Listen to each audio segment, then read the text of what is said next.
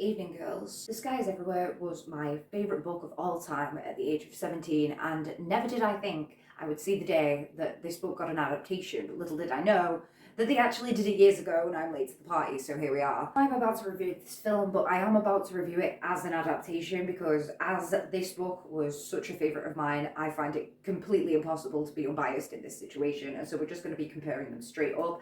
And I think it's fair because the author of the novel, Jandy Nelson, did in fact write the screenplay for the film. So it should be pretty one-to-one, right? In theory. To give you a quick synopsis of the book, because I'm not here to give you a play-by-play of the plot in all of its detail, Lenny is a girl whose older sister Bailey has died, and she is dealing with that loss along with her family, her grandmother Gram and her uncle Big. And during this time, she meets a boy called Joe Fontaine. He's a new boy at her school, and she falls in love with him. But she also finds herself involved in an awkward love triangle with him and the boyfriend of her now dead sister. It sounds pretty intense, and it is. One of the first things you'll notice as the film opens up is that there are poems, the words making pictures over the opening credits as Lenny reads a poem. These poems are from the books and they are put into this visual medium because film is a visual medium and it would be really boring just to hear Lenny reading poems all throughout the films. And so I like the way that there are different creative ways used to visualize Jandy Nelson's prose from the book, right? For example, these poems over the opening credits. There is a stop motion sequence early on that's quite cute. Sometimes the poems that Lenny is reading are visually recreated, and I also think that's really nice because it takes the film into this cute little fantasy space. I also like the fact that a mysterious hand picks up the poem that Lenny has been writing over the course of the opening credit. At the end of the film, we discover that Joe, the love interest, has been picking up these poems even before he and Lenny met. It's a surprise reveal in the book because the book is told entirely from Lenny's perspective, and obviously she couldn't have known that before Joe decides to reveal it to her. But I like the fact that there's this hint at it early on because people who remember that little snippet of information and wonder what all that was about will feel clever at the end when it's revealed. So that's almost better than it being a big romantic surprise. One of the first actual spoken lines of dialogue in the film are about the houseplant that Lenny's family believe represents her spiritually, okay? I like this because the first chapter of the book is about this plant. The book in fact comes full circle and also ends with a chapter about this plant. So it's a very important theme in the book, and I like that we're drawing attention to it so early on in the film. It shows that we're pretty one-to-one so far, we're doing good. The first big change comes in the backstory of Lenny's mum. In the film, Bailey, Lenny's older sister, has died before the narrative begins. We discover through dialogue that Lenny's mother also died the same way, presumably when the girls were very young. This changes the dynamics of the film in a really big way, especially for me personally, and I feel like it really switches on one of the themes a little bit, and I want to dive into that a little bit more because I feel like it's a really small change, but when you get into what it means for the greater narrative of the book and the film as an adaptation of that book, it's interesting. The Skies Everywhere is a book that explores grief and loss and a lot of the different forms that those things can take. Lenny already gets to explore the theme of loss through death, through Bailey, her sister, who's just died. For Bailey to have already kind of experienced this through her mother, lessens the blow a little bit, I guess, for her to have kind of been through this before and to know the finality of death in that way. Whereas in the book, Lenny's mother had actually run off when she and Bailey were very young and never come back. And so she had never really known her mother, and she had experienced this different kind of loss wherein the person was still alive, they just didn't have any interest in seeing you. And so she has this mysterious mystery mother that she thinks of throughout the narrative, and it's interesting the things that she learns about herself through the things that she thinks about this mother. That entire dynamic is lost when the simplicity of death is inserted into the mother storyline, right? There might be things that Lenny wants to say to her mother and can never say them, but she can never say them because of this finality of death, whereas there is no finality in the fact that this mother just up and left her one day. In the book, Gram has this mantra where she's like, oh, she'll come back, she'll come back. So there's always this hope inside of Lenny, and so there's never that finality for her and that closure. So there's not that exploration of the different type of loss. I feel that especially heavily because for me, I prefer a lot of the family stuff in the book to the romance stuff, and I feel like the film cut back on the family stuff to focus on the romance, which I can understand considering its target audience, but that doesn't mean that I have to enjoy it, right? I also have another personal investment in this particular storyline about Lenny's mother's wanderlust, as they call it in the book, because it has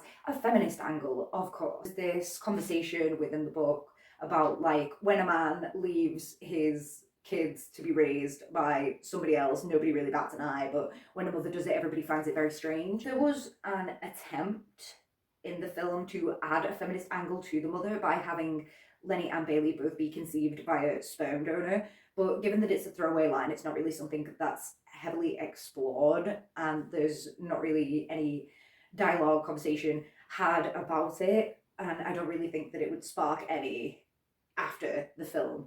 I think that most people would probably forget about it. I appreciate the fact that, you know, this other element of like feminist virtue signaling was added into this. I'm sorry, my little bit of incel came out then, sorry. So we go to school and we are introduced to love interest Joe. I like the fact that he is introduced with his famous trumpet solo that makes all the girls faint because he's so good at playing that horn, bro. And then he and Lenny have a little chance to chat, and I really thought they were going to do me dirty and have them do insta-love here, because Joe mentions Paris way too early. He's like, girl, do you want to run away to Paris, even though I just met you 30 seconds ago? In the book, Paris is this big romantic idea for her and Joe, like they're both falling in love for the first time, and Paris is the ultimate symbol of romance, etc, etc, so it's a big deal. I really thought that this film was going to ruin it for me by having it be insta-love, like I said, but luckily here comes Rachel Brazil, the resident mean girl, to potentially date Joe throughout the film and to slow the roll on the romance a little bit. So I did appreciate that. One of my favourite parts of the book when I was younger was that there wasn't this insta-love. The two were obviously instantly attracted to each other, but through the like quirky banter and shit while they were walking through the woods, you could feel that they were building a connection before they got to the point where they were like, yeah, I love you, dude. It was believable. You could believe that these were two teenagers who genuinely liked each other and like built a connection from that. So Lenny throws her first cheer audition. I don't mind that they moved this into the main narrative of the film instead of it having be something that happened before the narrative started, like in the book, because obviously we need a little bit more action where a film is concerned. What I didn't like is that after she throws first cheer, Joe follows her to see what the fuck is up with this like new weird girl who he's just met, and she shouts at him. It's a continuing theme throughout the film that Lenny is kind of angry grieving, and there's nothing wrong with angry grieving. Lots of people angry grieve, I'm sure, but Lenny in the book does not angry grieve. She's like sad and despondent and quiet and reserved. She's very within herself. She describes herself as like a turtle. It kind of made Lenny seem like a brat as the film went on, especially when they introduced the flashback scenes between her and Bailey, and she was very clearly acting bitchy and jealous about Toby, Bailey's boyfriend, and her spending so much time together. Whereas in the book, she did admit that she was jealous, but it was more a fact of she was shy of Toby and she didn't know how to be herself when he was around, and because he was around so often, she didn't know what to do with herself, basically, and she didn't like the fact that Bailey turned into a love-stricken pod robot every time Toby came around, right? She wanted her sister back. These were quiet feelings that she had subtly into herself, okay? And this is a bigger issue about films in general that I want to touch on a little bit later, but we'll just skirt past it a little bit now and talk about the fact that I do like the fact that they gave Lenny a little saint necklace. I don't know what saint it is, personally. I don't really know the saints, but Lenny has a thing for the saints in the book, and so I liked that little detail right there. We are introduced to Toby, who was Bailey's boyfriend, and now Bailey's dead, so he's not anyone's boyfriend. I couldn't help but notice that he wasn't a cowboy skater in this version, and I can't help but think that's because he would have too much appeal there as the secondary love interest, which is really disappointing for me personally, because I feel like in the book this is a love triangle that kind of works for me, because even though there is an obvious answer and an obvious way that Lenny should play it, both sides are understandable and both sides are interesting enough that you could root for one or the other either way, and nobody could blame you or call you an idiot. I personally used to like the Toby character when I was younger. I thought that it was really cool that he would like ride horses during the day and ride a skateboard at night. I thought that was really romantic for some reason. And so did Bailey, so you can't blame me. It's clearly a teenage girl thing. As it was leading up to it, I was thinking, are they really gonna do the bonus scene?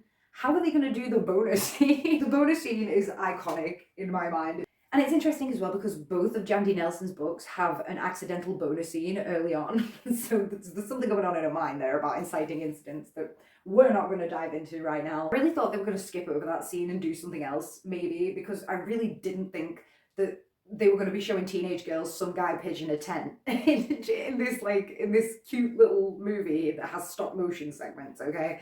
I just didn't think it was going to happen.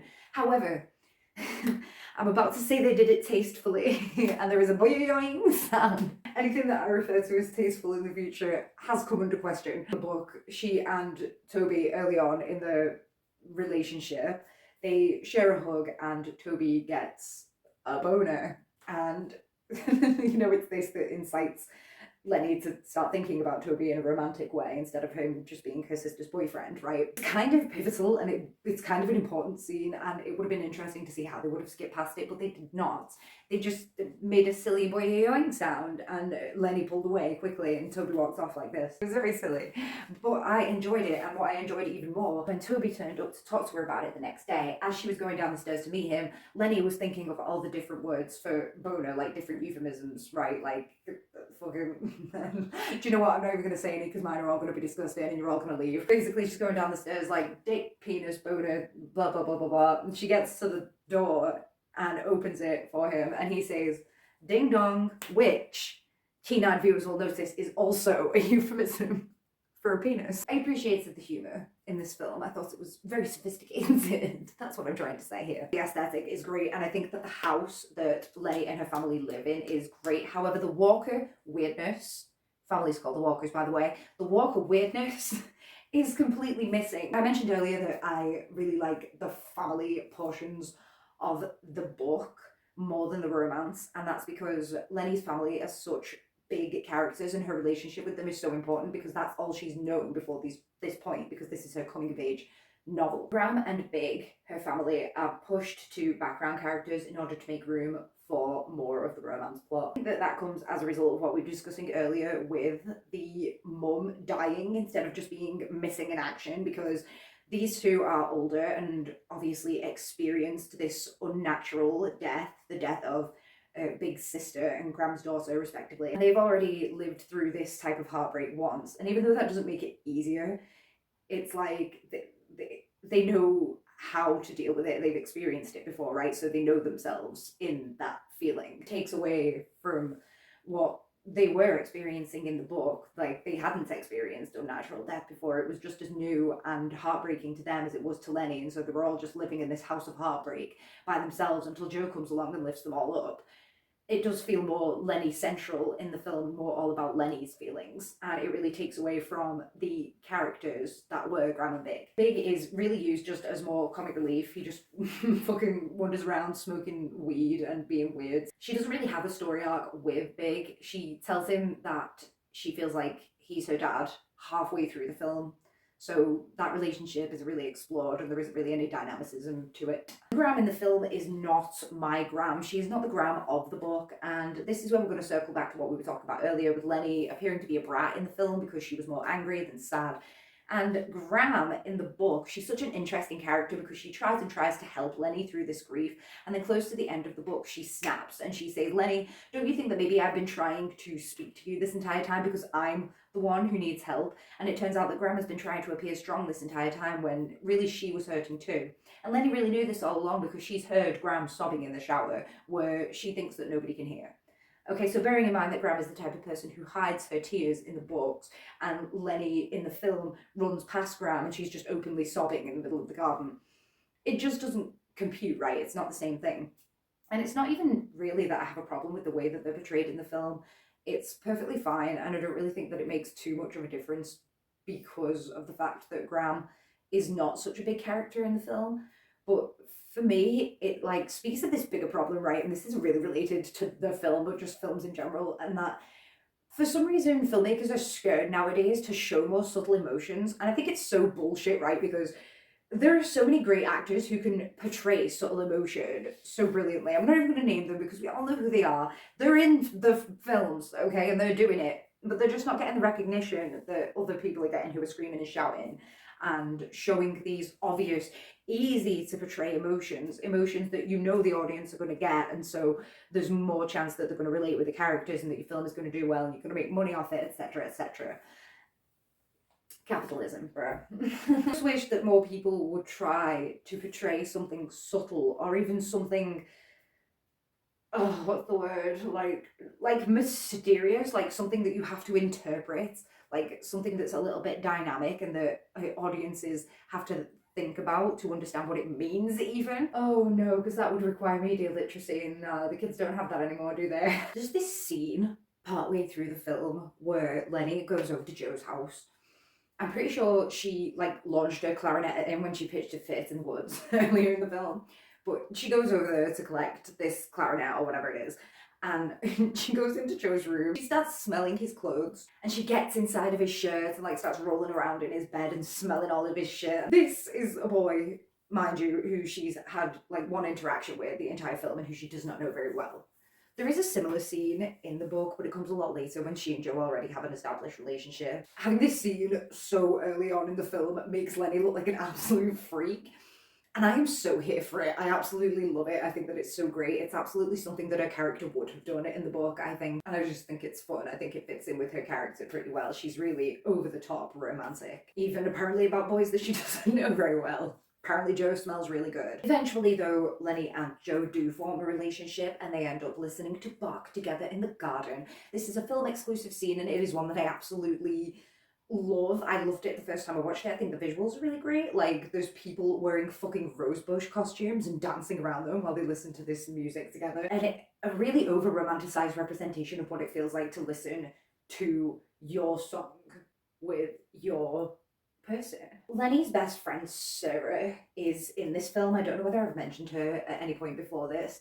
She's a prominent character in the book and their relationship is very important. There's a very big feeling of girlhood throughout the book, which is why I think that it is, for me, one of my ancient feminist tomes from my childhood. In the film, as with everything else, it is kind of cast to the wayside in favour of the romance. It's not as big of a deal with Sarah because she was a very minor part in the book because Lenny's family took precedence over her, and then of course there was Joe as well and Toby, so there wasn't a lot of time, but I was appreciative of the fact that it was there and it felt like a very real friendship between two people. And I do like Sarah in the film as well, as little as she is in it, and I like that after they have their little fight in the middle of the film, they make up by running across the street to each other from their respective jobs, and Lenny is holding a lasagna and Sarah is holding an ice cream. I think that it's something that you would see in a romance film or novel between the two leads, and I like the fact that they used it for two besties here because there is no greater love than that of two female besties, my friend. We're getting to the middle of the film when everything is going wrong. Lenny ends up having this big argument with Graham. They're like clashing and she ends up blaming Graham for Bailey dying, essentially. This happens in the book as well, but I feel like in the book, as much as it isn't Graham's fault in any incident, it makes more sense for Lenny to blame Graham in the book because they didn't know that Bailey had this thing wrong with her brain, and so Lenny, being a teenager, is looking up to her caregiver, the person who, you know, as a child felt immortal to her and who it felt like she had all the answers. And this is her kind of finding out for the first time that Graham doesn't have all the answers, right? And she's heartbroken about not only the death of her sister, but about this as well, okay? And so as a result, she lashes out unfairly at Graham and blames her. And it's like, you should have done more, but it's like it's this thing that was completely out of everyone's control and we all know that. It makes less sense in the film because canonically in the film they all know that Bailey had this illness, right, or this thing that could go wrong in her brain, and she was taking medications and seeing doctors for it. So it makes a lot less sense to blame Graham because essentially she was doing everything she could to help Bailey and to keep her alive. And they have this line where Lenny's like, oh, you should have taken her to see more doctors. And it's like, I know that it is meant to be this ridiculous nonsensical outburst from her, but it just feels like they're reaching within the context of what they've created here. It makes the moment a lot less impactful. It's also more impactful in the book because of the added mum storyline, right? Because it's around this time in the book that we find out that mum may never come back, because when she was thinking about leaving the girls with Graham, Graham said, if you walk out of that door, you can't come back. And so it's in this moment that everything explodes, and Lenny kind of blames Graham for the fact that she now kind of feels like she has no one because Bailey's dead, and Graham has actively removed Lenny's mother from her life. And obviously, over the course of the rest of the book, Lenny comes to terms with the fact that it doesn't matter what Graham said to her mum could still come back if she wanted to. And that's a big part also of her overall story arc with Graham, and the fact that she comes to learn that even though she hasn't had her real mum in her life, she has had this mum figure in Graham. And so Lenny comes to terms with the fact that she doesn't need her mum to come back necessarily, because what has her mum ever done for her, basically? This entire dimension is taken away in the film because mum's just dead, okay? So we can't go there. Can't say that Graham said to mum before she died, if you die, you can't ever come back. That's just not how things work. So there's a lot less tension build up for Lenny to have this outburst, and so the moment overall feels like drama for drama's sake a little bit, almost. A big contribution to this not having a lot of impact is just the fact that Graham wasn't as developed, and as a result her relationship with Lenny wasn't as developed, and so this moment between them just didn't mean as much to us as an audience as it did in the book, where we had gotten time to know these characters and to really like get into the feelings that led up to this moment. And that follows on into the next part, where Lenny cuts up her copy of Wuthering Heights. Wuthering Heights has been mentioned previous to this in the film. It is Lenny's favourite book. It's kind of a big theme in the Skies Everywhere book. This is my favourite scene in the entire book.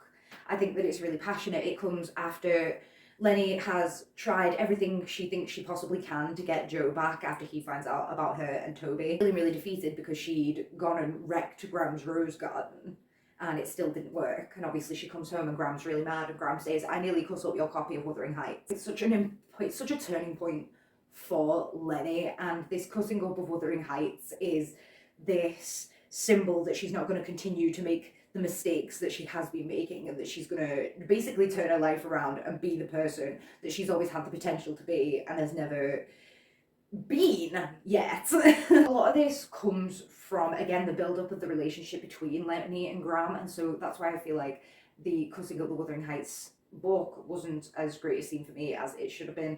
And that doesn't mean that the film was any less good because of it. It was just a personal disappointment for me because that's my favourite part of the book. And it's important to note that Lenny also throws the houseplants in this scene in the film, which I think has been done to add to the impact of the scene, considering the fact that Wuthering Heights and the Graham relationship hadn't been built up that much, so they needed a little bit more impact.